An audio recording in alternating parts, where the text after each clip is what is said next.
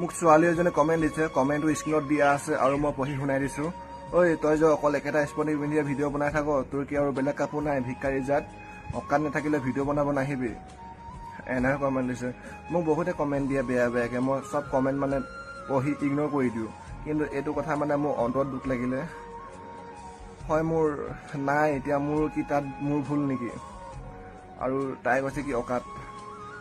ঠিক আছে, মোৰ অকাত নাই, মই আজিৰ পৰা ভিডিঅ' নবনাওঁ।